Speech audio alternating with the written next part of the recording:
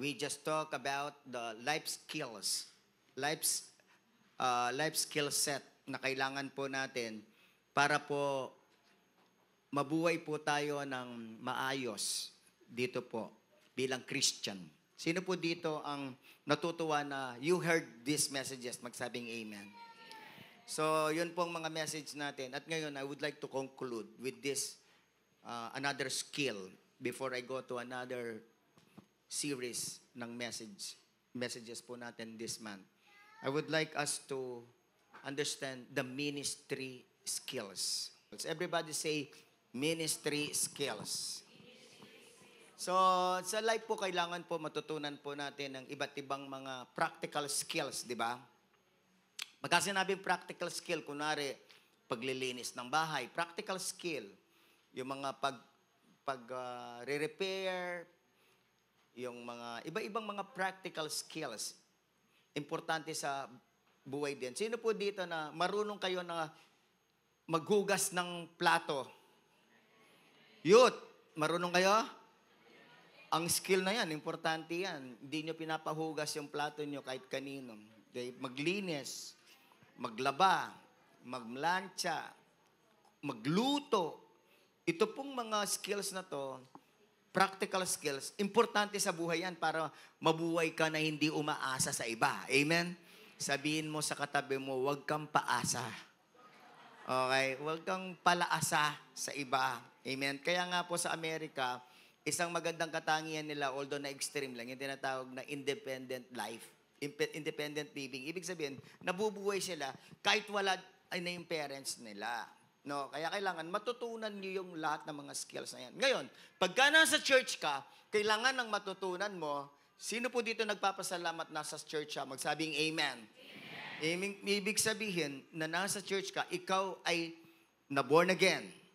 Kasi kapag ka ikaw ay totoong born again, dapat nasa church ka. Yung mga Christian na wala sa church, hindi totoong born again yun. Amen? Hindi totoo. Kasi pag-uusapan din natin yan siguro mga month of August, yung ecclesiology, the theology of the church. Pagka totoo kang Christian, kailangan may church ka, nag-church ka. Amen? Kasi ang Panginoon, ang ira-rapture niya, church. Pagka wala ka sa church, saan ka? Paano kang sasama sa rapture? Di ba? Amen? So, the doctrine of the church yan. Yung tinatawag na ecclesiology yan. The doctrine of the church. Kaya nga yung lahat ng mga letters addressed to the church hanggang Revelation, church ang pinag-uusapan. Di ba? Yan ang hindi alam ng maraming mga churches o Christians. Okay, anyway, ministry skill. Everybody say, ministry skills. So, kailangan, pagka nasa church ka, mayroon kang ministry skills. Pakita ng kata mo, may ministry skills ka ba? Kasi yung ministry skills na dyan yung magiging pagsaserve mo kay Lord. So, umpisan natin sa 2 Corinthians chapter 3, verse 6. 2 Corinthians 3:6. Everybody read the word of God. 1, 2, 3, go read. He has made us competent as ministers of a new covenant, not of the letter, but of the Spirit. For the letter kills, but the Spirit gives life. So, nung dumating ang Panginoon, dumating ang Panginoong Yesus at na-establish through the sacrifice of His life, His body and blood, nagkaroon na po ng tinatawag na New Covenant. The New Covenant of the blood of Christ. No? Kasi yung Old Testament ay, yun po, ang mga offerings noon ay mga hayop. Ngayon naman dito sa New Testament, ang sacrifice si Jesus na, the Lamb of God. Sabi na salita ng Panginoon dito sa 2 Corinthians 3:6, yun pong lahat ng nasa New Covenant, those who belong to the New Covenant, those who have entered the New Covenant, ibig sabihin, pumasok na tayo sa bagong covenant, the covenant of the blood. Meron ka ng revelation ng blood ni Christ. Meron ka ng revelation tungkol kay Christ because it's Christ who brought the new covenant and it's been established by the sacrifice of His blood. So kung meron ka ng revelation kung sino si Christ sa buhay mo, Savior mo siya, God and Lord, meron ka ng revelation sa kanyang blood, ikaw ay nasa new covenant. Sabihin mo sa kata mo, congratulations, you're in the new covenant. Amen? Sino po ang masaya na nasa new covenant na magsabing amen? Ngayon, ang sabi ng salita ng Diyos, kung ikaw ay nasa new covenant na, ikaw ay minister ng new covenant. Minister ka. Ano pong ibig sabihin ng minister? Point number 1. What is a minister? Yung mga parliamentary form of government, ang tawag nila sa kanilang mga leaders ay prime minister. At yung mga department heads nila, ang tawag nila ay minister. Noong panahon ni Ferdinand Marcos, tatay ni President Bongbong Marcos, noon ay may parliamentary ang government natin kasi meron tayong prime minister noon, si Cesar Berata, kung di ako nagkakamali. Galing po ang salitang minister sa salitang Grego na diakonos. Diakonos. At yan ay tinatranslate din sometimes na deacon. Na sila po ay mga leader ng church. But actually, hindi lang po leader ng church ang minister o diakonos. Kasi ang ibig sabihin talaga ng salitang diakonos ay server. Everybody say server. Yung nagseserve, serving on the table. Yun ang ginamit na salita noong ma-elect yung mga deacon doon sa Book of Acts. Nagkakaroon ng hindi pagkakaintindihan noon kung sino yung nagseserve. At nagkakaroon ng lamangan ng mga Greek and yung mga Jewish groups. But anyway, the meaning of minister is server. Kaya nga po, ang gusto ko pong sabihin dito, lahat tayo ay minister. Amen? Sabihin mo sa kata mo, minister ka. Pwede bang tawagin? Tanong mo nga yung pangalan niya, sabihin mo, Minister Dustin. Diba? Pakisabi mo sa minister ka. Hindi lang ako. Sino ang minister nyo? Pastor Ronald. Hindi. Sa church natin, pagka sinabing sino ang minister nyo, sabihin nyo, minister kami lahat doon. Amen? Amen? Lahat o nang dito naintindihan na kayo ay minister ng Panginoong Diyos, magsabing amen. Basta kayo po ay nasa new covenant. You have the revelation of Jesus Christ. You have the revelation of the blood. You are in the new covenant. Then you are a minister in the new covenant. Noong po nag-uumpisa ang church natin, isa po yan sa mga equipping material na tinuturo po natin. Actually, hindi ko naman original. Ito po'y natutunan ko lang sa mentor ko, si Pastor Jun Apura. Si Pastor Jun Apura kasi, yung pong president ng Southern Baptist Convention. Siya yung pinaka-presidente. Sikat na top leader po yan si Pastor Jun Apura. And he was a very anointed na pastor. But he already died some years ago. But anyway, he connected me to Faith Community Baptist Church in Singapore. Kaya nag-training po ako doon under kay Pastor Lawrence Kong, yung isang malaking church doon, Baptist din. Pero ngayon G12 din po 'yan, si Lawrence Kong. Ngayon ay entrust na o na-delegate na yung pagiging pastor ng church na yon sa kanyang anak na si Daniel Kong. Siyang speaker natin sa ano ba tawag diyan? Campus Rev this month. Si Daniel Kong. Okay. Ang head ng kanilang equipping department ay isang anointed na American na missionary by the name of Ralph Neighbor. So, na-meet ko si Ralph Neighbor. Author yun ng maraming aklat siya. equipping material. Pero isang tumatak sa akin yung every Christian is a minister. Every Christian is a minister. You are a minister. Sabihin mo sa mo, you are a minister. Lahat ng tumatanggap na kayo ay minister, magsabing amen. So, gusto ko lang liwanagin. Pagka minister ka, server ka. Magsiserve ka kay God. Nako, eto na naman. Yung iba, sasabihin nila, eto na naman. Kasi yung maraming mga Christians, pagka nagpunta sa church, ang gusto lang maririnig, I'm a lover of God. Salvation, blessing. I'm a child of God.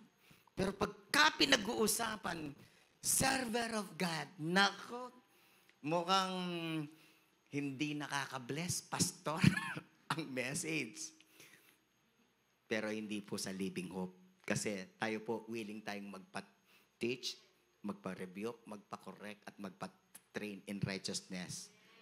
Amen? Lahat to ng masaya sa message, magsabing amen. So, if you are a minister, then you are going to do something. You will be given a ministry. Kaya nga ang tanong, may ministry ka ba? Pakitanong nga ang katabi mo, anong ministry mo, kapatid? May ministry ka na ba? Marami pong mga Christians, hanggang ngayon, ang alam lang, child of God. I am saved. I have eternal life. Pero yung I'm a server, wala pa. Kailangan ngayon na meron ka ng revelation. Amen? Lahat noon ng minister dito magsabing amen. Minister po kayo. Minister ako. Minister tayong lahat. Basta tayo pong lahat sa New Covenant, server ho tayo lahat. Hindi lang ho tayo binibigyan ng blessing. Binibigyan din ho tayo ng responsibilidad. Amen? Hindi lang ho tayo binibigyan ng tulong ng Panginoon. Binibigyan din tayo ng utos na tumulong sa pag-serve. Amen? So, sino po dito na tuwang-tuwa kayo, alam niyong matapat si God, na tinutulungan kayo sa lahat ng problema at pangangailangan, magsabing amen. Ngayon naman po, pwede po bang lahat naman tayo tumulong sa Diyos? Tumulong kung ano ang kanyang pinapagawa sa atin. At kung tayo'y magsiserve na rin lang, ang pinaka-context po sa New Testament, kung saan ka magsiserve ka sa church niya. Amen? Sa church po, magsiserve. So, iba't iba po ang klaseng pagsiserve. Magsiserve sa praise and worship. Gustong-gusto ng mga youth yan. Amen? Magsiserve sa ushering. Yan. Yung mga magagandang smile dyan. Amen? Yun pong mga nasa kids ministry. Nandun sila ngayon. Di ba? Sina Ma'am Shara and the team. So, iba-iba. Yung mga nasa sound booth. Amen? Salamat sa ministry, sa consolidation. So, yung pong mga nakikita nyo yan, hindi lang sila dapat ang nasa ministry. Dapat lahat tayo nasa ministry. Amen? At alam nyo, ano po ang pinaka-importanting ministry dapat nating maintindihan na kailangan ginagawa natin? At itong ministry dito, sa ministry ito, i-develop yung skill natin dito. Alam nyo ano? Great Commission Ministry. Preaching the Gospel Ministry. Preaching the Gospel Ministry po. Yung pong Preaching the Gospel Ministry, ministry po ng lahat ng mga ministers of the New Covenant. Sabi ng Acts chapter 20, verse 24. Acts 20:24. Let us read the Word of God. 1, 2, 3, go read.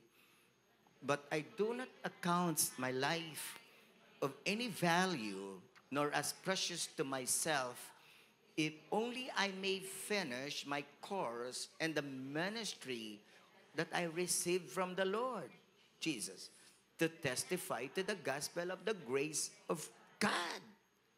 So, si Paul, sinasabi niya dito na ang pinakamahalaga sa kanyang buhay ay ma-finish niya yung course and the ministry. Matapos na yung ministry niya na tinanggap mula kay Jesus. At anong ministry na yon? To testify to the gospel of the grace of God. The ministry of preaching the gospel. Kaya si Paul, nako, kahit kanino, ipipreach niya ang gospel. Actually, nag-focus siya sa mga Gentiles. He is the apostle to the Gentiles. Si Peter is called the apostle to the Jewish people, but Paul was called the apostle to the Gentile. So, mga kapatid, may sabihin po ako sa inyo, kailangan i-receive nyo na yung ministry ninyo na pagpipreach ng gospel. Sinong gustong mag-receive nito, magsabing amen. You cannot receive something if you don't want to receive it. Kaya po marami ang hindi pa po nag-ministry ng pagpipreach kasi hindi tinatanggap. Pero dapat tanggapin. Ano ang sabi ng Mark chapter 16 verse 15? Mark 16:15 says, "Go and preach the gospel to all the nations." Amen? Eh sino po yung pinapa-go? Tayo lahat ang kinakausap dito eh. Go! Mark 16:15, pakilagay mga kapatid. Sabi rito, basahin natin. 1, 2, 3, go. He said to them, "Go into all the world and preach the good news to all creation." So, ito po yung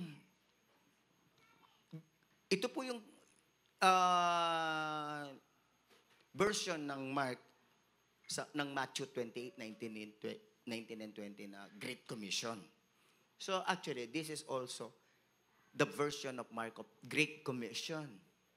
Go into all the world. So ibig sabihin, kung saan ang world mo, kung saan umiikot yung buhay mo, preach the gospel. Preach the good news in your world. Amen? Preach the good news in the world of your family. In your family world. In your campus world. In your company world. In your community world. In our city. Yun po ang ministry natin. Amen? Sabihin mo sa katabi mo, kapatid, ministry mo yan.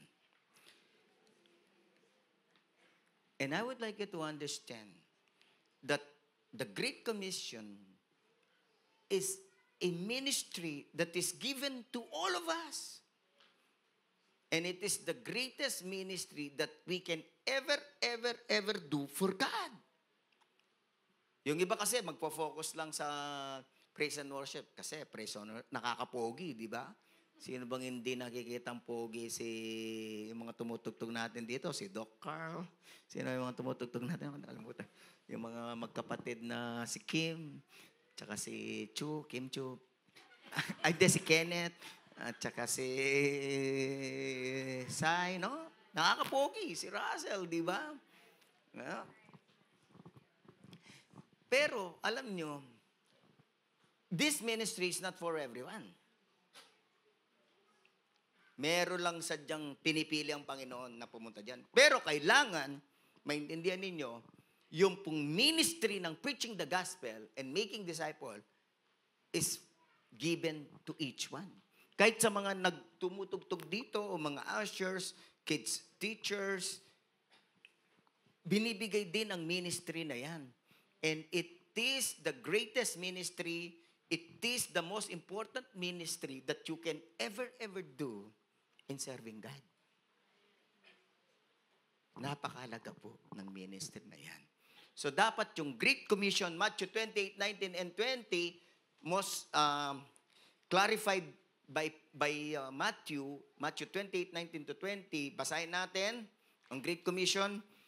Therefore, go and make disciples of all nations, baptizing them in the name of the Father and of the Son and of the Holy Spirit, and teaching them to obey everything I have commanded you. And surely I am with you always to the very end of the age. So yan po, pinreach ko na yan. Ang kompletong Great Commission ay yung you go, you win soul, you share the gospel, and make disciple. Ang Great Commission kasi, hindi lang siya soul winning. Meron po siyang discipleship. Meron siyang pagtuturo. Yun ang kompletong Great Commission. Kasi yung iba, ay, nag-Great Commission ako. Pero soul winning lang. Hindi Ang Great Commission is, you share the gospel,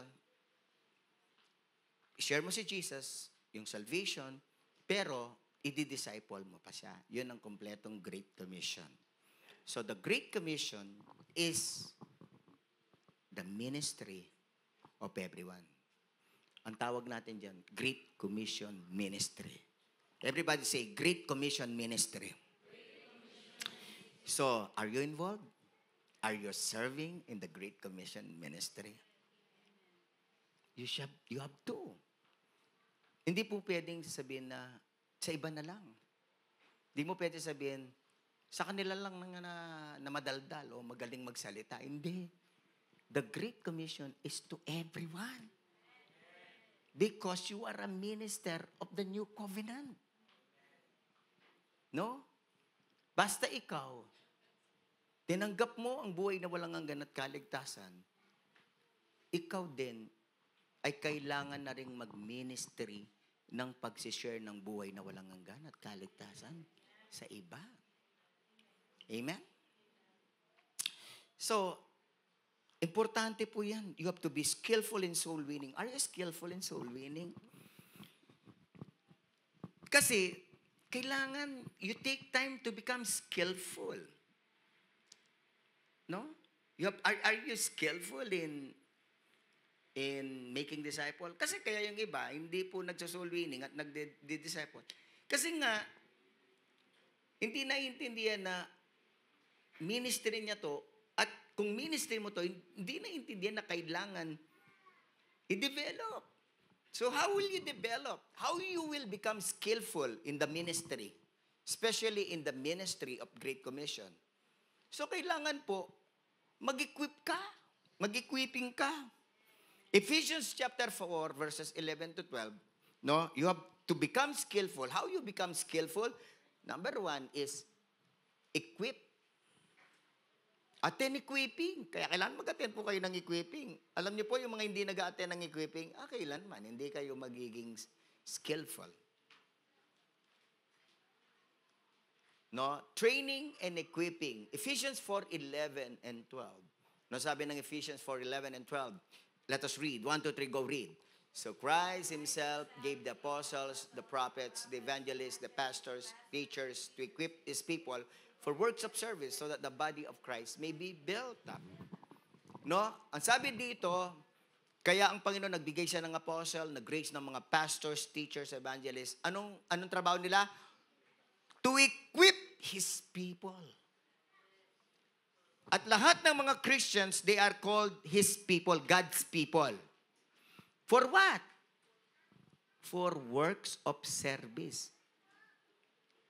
So, paano ka maki-involve sa works of service, sa ministry of Great Commission, if you don't take time to equip yourself? Please take time. Time management. Take time to equip yourself. Amen? Ako po, nung ako po'y naging Christian, talaga naman, lahat ng equipping sa church, ina-attenan ko kahit binabawalan pa ako ng magulang ko. Kaya nung ako ay 16, tinanggap ko ang Panginoon. Tapos at the age of 17, nag-start na akong maging Sunday school teacher. Siguro tinuruan lang ako, 1 day lang. Sabi niya, Ronald, walang teacher sa intermediate class. Yung mga intermediate class, yung mga high school. Walang teacher dun. Ikaw ang maging teacher. Ha? Di pa ako nagturo. Halika, turuan kita. Ito yung material. Objective ito. Tinuro lang niya kung paano ko basahin yung material. Yung teacher's guide. Ganyan ba? Oo, sige, try mo. Gagayad kita, tuturuan kita. Alam nyo, sige, nag-aaral ako. Second year college ako. Nag-aaral ako. Nagturo ako. Wala yung sabing mag-guide sa akin. Ba't di mo naman ako tinulungan na? Sabi ko, hindi, kaya mo na yan. Sabi niya, kaya ko na. So, at the age of 17, I started serving God as a Sunday school teacher. And then, after a few months, nakita nila, active ako sa church. Active ako. Kasi talagang, yung Panginoon, yung pag-work ng Panginoon sa buhay ko, yung grace ng Panginoon eh. So, gusto ko, parati po ako nasa gawain. Nagkaroon po ng pagpili, election ng mga youth namin, around 100 youth in the church. President. Ako naman ang inelect. Ay, sabi ko, taka muna, hindi ko kaya yan. Hindi ko kaya yan. Hindi ako pwede dyan. Sabi ng mga ate-ate ko noon, natatanungan, sina Sister Remy, Sister Lodi, Sister Mercy, no? Hindi, kaya mo yan. Brother Ronald. Nung 17 ako, tawag nila sa akin, Brother Ronald. Brother Ronald, kaya mo yan. Ganun ba? Sabi ko. Sige, tanggapin mo lang. Ayun. Naging leader na rin po ako ng mga youth group namin at the age of 17. And then, at the age of 18, yung mga San Fernando na mga Baptist churches, kasama dyan yung mga Fundamental Baptist, kasama dyan yung mga church ito, yung kay Pastor Ray Paras, Christian House Church. Basta siguro around 8 churches kami. Nag-meeting kami. Kasi Baptist po ako na. First Baptist Church. Sabi niya, mag-fellowship tayo. Yung mga youth. Gustong-gusto po kasi ng youth ng mga fellowship eh. Para magkakilala yung mga youth.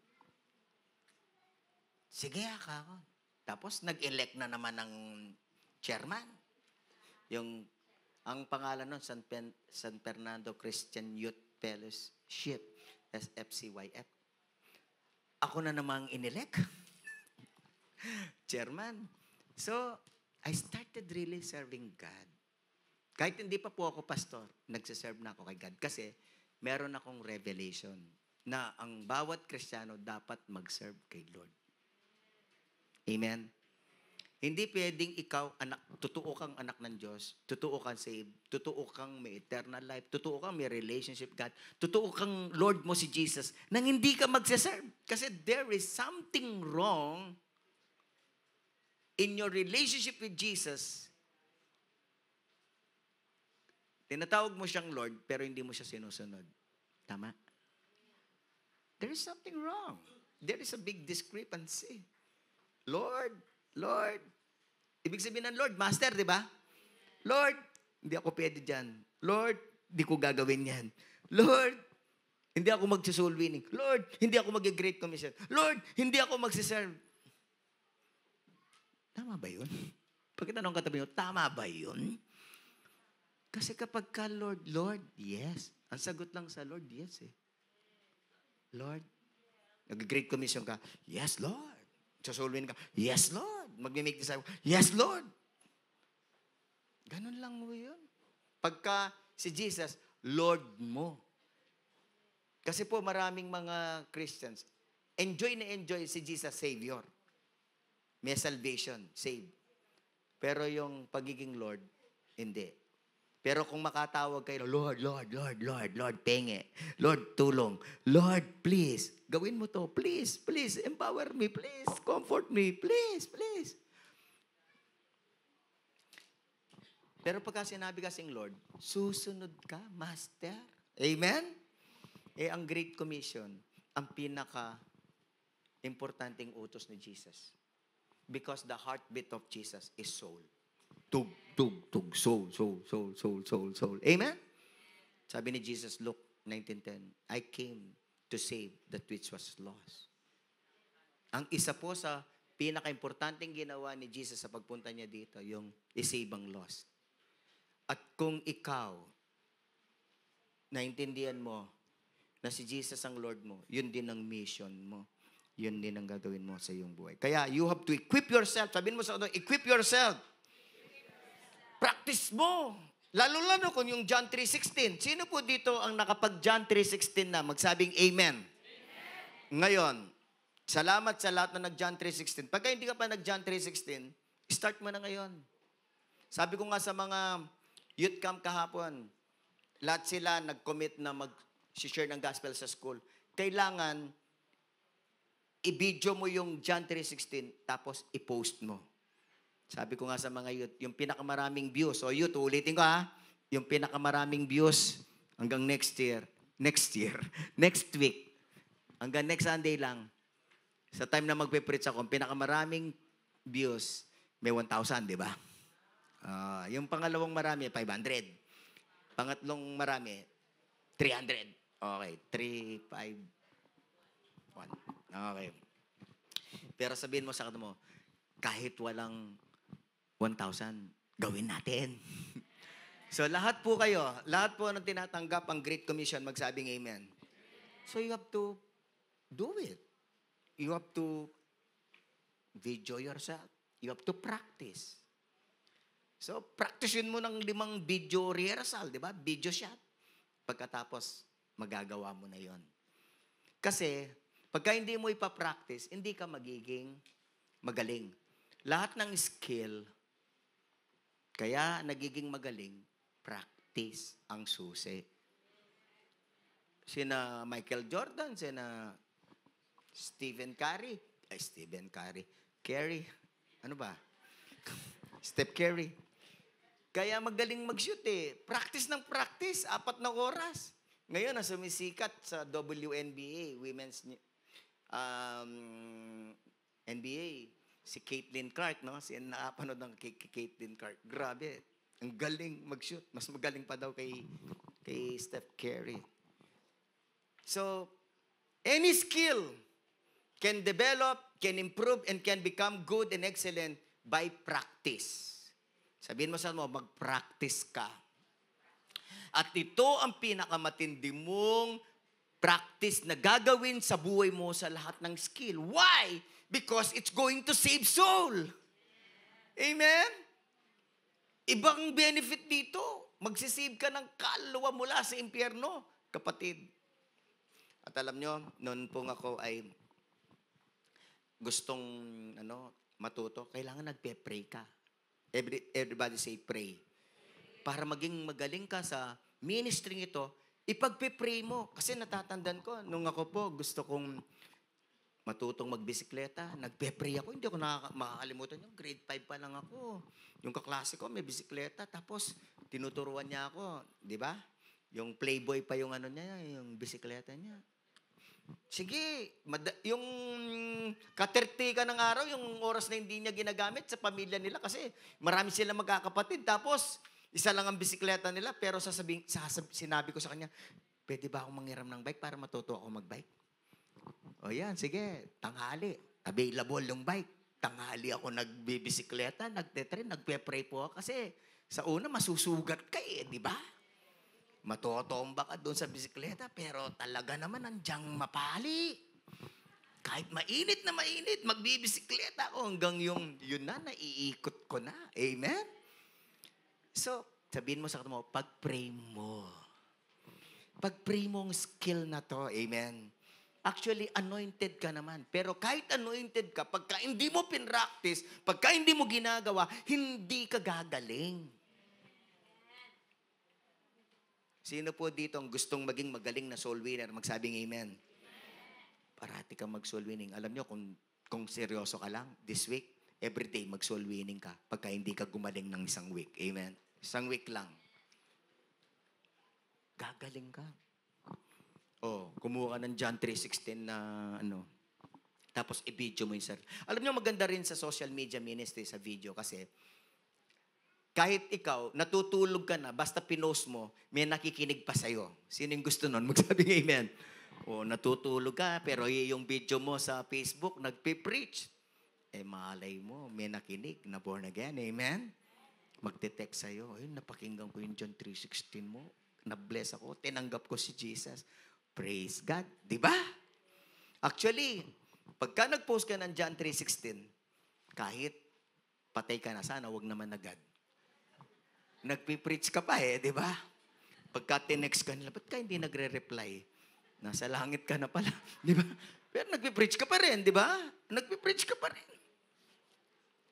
Sabi ko nga sa mga youth natin kahapon dinala ka ng Panginoon sa eskwela. Of course, kailangan natin mag-aral. Pero now we understand. Hindi lang tayo may blessing na tayo'y nag-aaral, kundi mayroon tayong responsibility sa school.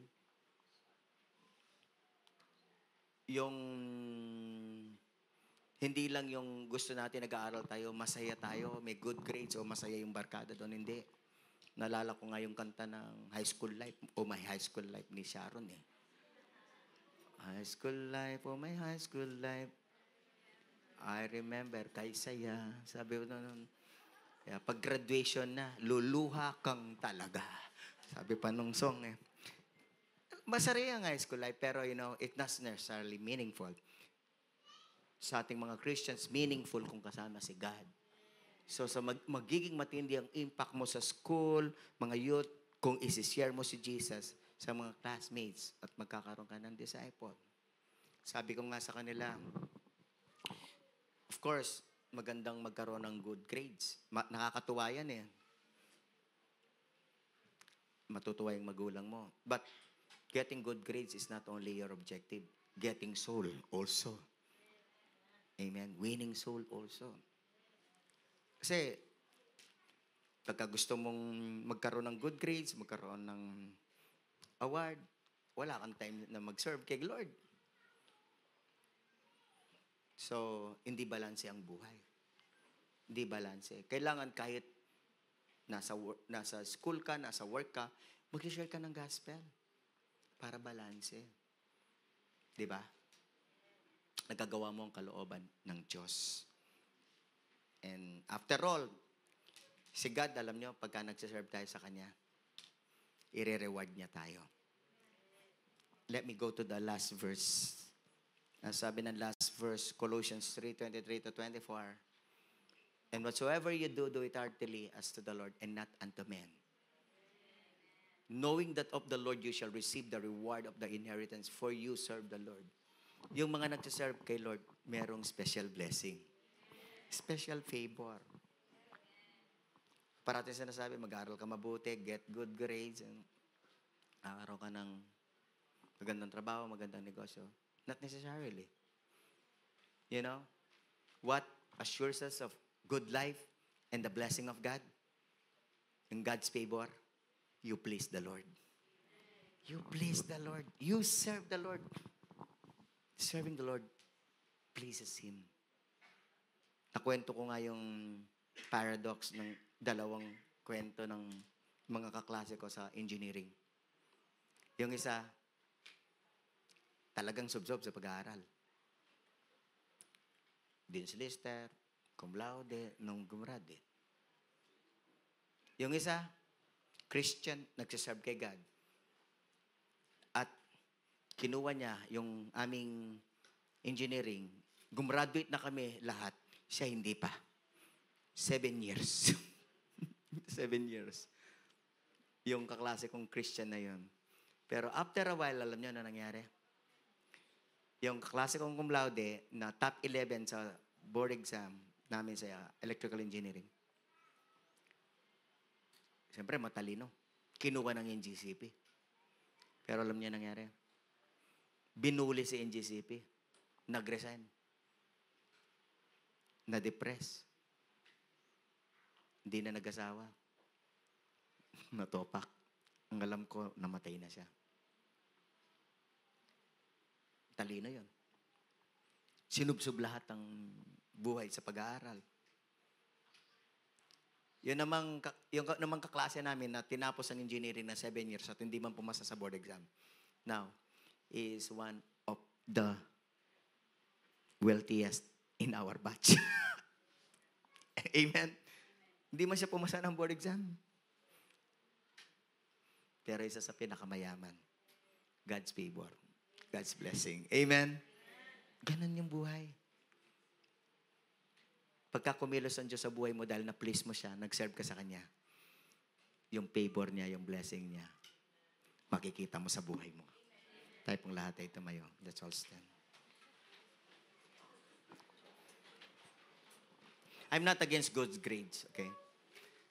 But I am about balanced life. Get good grades, but also get souls and get some disciples. Amen? Amen ba, mga kapatid? At ang maganda nito, habang ikaw ay naglilingkod sa Lord, ang pinaka-blessing mo, you get your faith stronger and stronger. You're ready for anything in life. Amen. Yan ang maganda dyan. Amen, mga kapatid. Meron tayong kakantahin na paborito ko na kinanta na natin. Kantahin natin, Kailan Pa. Kailan pa ibibigay ang buhay mo't lakas sa Kanya na nagbigay sa'yo ng buhay na wagas. Ang pangalan niyang banal, kailan itatanyag kung wala ng pagkakataon at huli na ang lahat. At kung ang araw mo'y lumipas na, makuha mo pa kaya siya ay paglingkuran.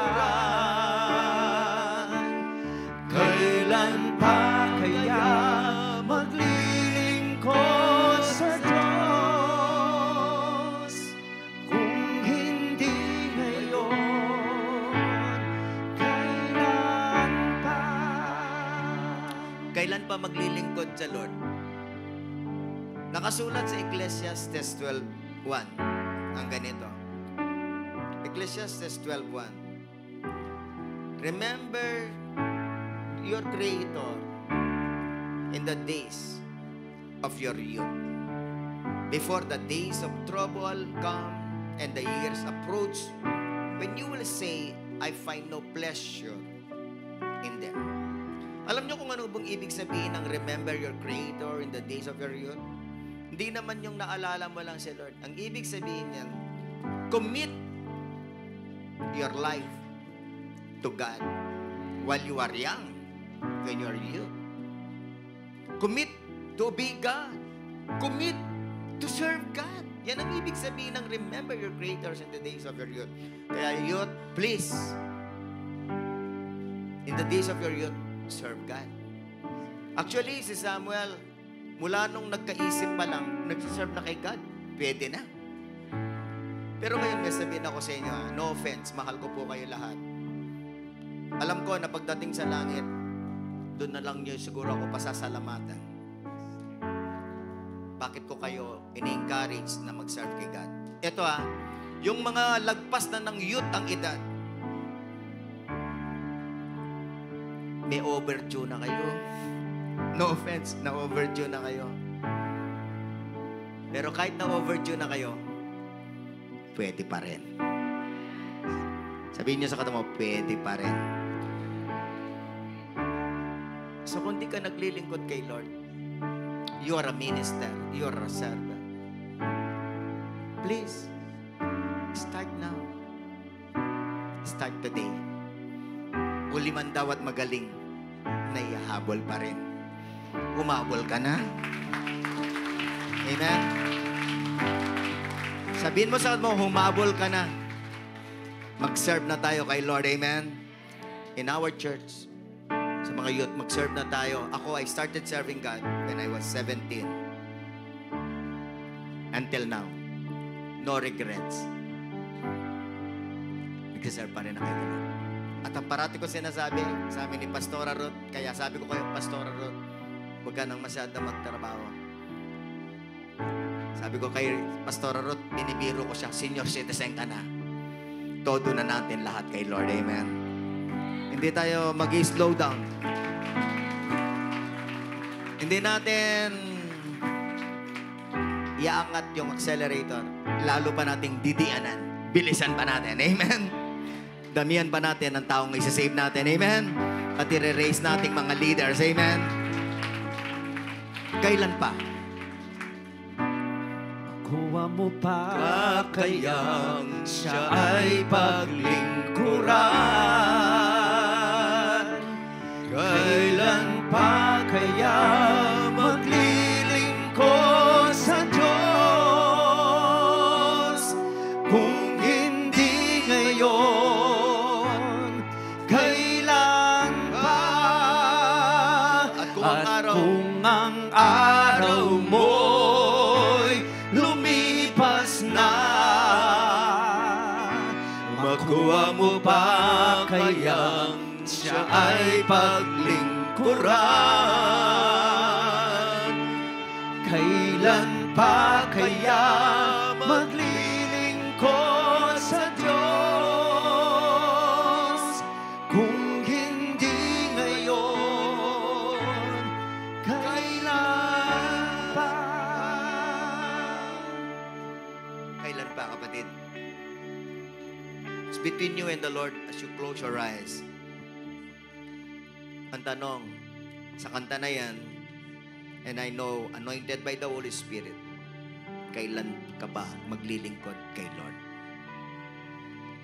Siguro yung iba sinasabi, Lord, pagkatapos nito, magawa ko lahat ito. Hindi, kapatid eh. Alam mo ba kapag naglingkod ka kay Lord, tutulungan kanyang gawin ang gusto mong gawin. Amen? If you take care of God's business, He will take care of your business. Amen? Kung tutulungan mo na ang Panginoon ngayon pa lang, sigurado, tutulungan ka niya magtagumpay sa buhay. Sino po maglilingkod kay Lord? Gagalingan niya ang kanyang ministry skill. Now that you have learned that you're given the ministry of preaching the gospel, you're given the ministry of the Great Commission. Now you're going to do it. Magte-train ka sa skill na yon. Raise your hand. I would like to pray for you. Hindi masasayang ang buhay natin. Huwag natin sayangin ang buhay natin sa earthly things lang, kapatid. Amen? Alam ko, mahalaga ang pamilya ninyo, trabaho niyo, pag-aaral niyo, pero life is only meaningful when we do the will of God. It's complete. Do not get offended. Christian life is not complete without serving God. Our salvation, through faith, God's grace, complete na yung salvation. Pero Christian life is not meaningful, it's not complete if you're not serving God. And you cannot say that you are faithful to God if you are not faithfully obeying the Great Commission. No offense, but that's the truth. But I'm encouraging you today, commit to the Great Commission. Sino dito magko-commit sa Great Commission, sa ministry ng Great Commission? Raise your hand. I'd like to pray for you. Panginoon, salamat po sa inyong word. Empowered, anointed by the Holy Ghost. At ang mga kapatid ko ngayon nakataas ang kamay. They will do the ministry of the Great Commission, which is their ministry. It's your ministry, kapatid, from Jesus. It's your ministry from Jesus. It's not from me. It's from Jesus. Please, get trained, get equipped. This week, start this week. Enroll sa klase. Gawin ng John 3:16 and you will be amazed kung anong mangyayari sa buhay mo. You will feel a different fulfillment. You will feel a different satisfaction. You will feel a different, parang you will feel the greater meaning of Christian life. Amen? Thank you, Lord, Holy Spirit. Salamat po sa mga kapatid ko. Sama-sama po kaming magsaserve sa iyo. Salamat sa mga bisita namin. Tinanggap niyo si Jesus. Salamat. Tinanggap niyo si Jesus sa araw na to. Si Jesus nasa puso niyo na. July 7. Huwag niyong kalimutan. Kayo mga anak ng Diyos, i-bless na kayo. Pag-pray namin kayo. Pag-pray na natin sila. Lord, maraming salamat po sa mga kapatid namin. Tumanggap kay Jesus sa araw na ito, sa araw ng July 7. Tatakan niyo po ng iyong Holy Spirit. Fill them with your Spirit. Now, they receive salvation and eternal life. And they will begin to hunger for your word. At sila'y makikisama sa mga Kristiyano sumusunod sa iyo. Salamat. Matutulungan namin sila mag-grow sa kanilang spiritual life. Bless niyo po yung kanilang buhay. Bless niyo yung kanilang pamilya. Bless niyo yung kanilang faith. Kung ano man ang kanilang pangailangan, you know it, Lord. God, please, you will grant yun pong request nila sa prayer, sa kanilang need. Salamat po. Bless them. Fill them with your spirit. Batid, raise your two hands. Number 6, 24 to 26. The Lord bless you. Bless your heart, bless your mind, bless your health, bless your family. Bless your entire life. The Lord keep you, protect you from the evil one. Protect you from all sicknesses. The Lord make His face shine upon you and be gracious to you. He will be gracious to you to make you successful, to make you prosperous, and to make you victorious. The Lord turn His face toward you and give you peace of mind, peace of heart. Amen. Shalom. All glory to the name of Jesus Christ. Palakpakan po natin ang Panginoong Jesus. Hallelujah.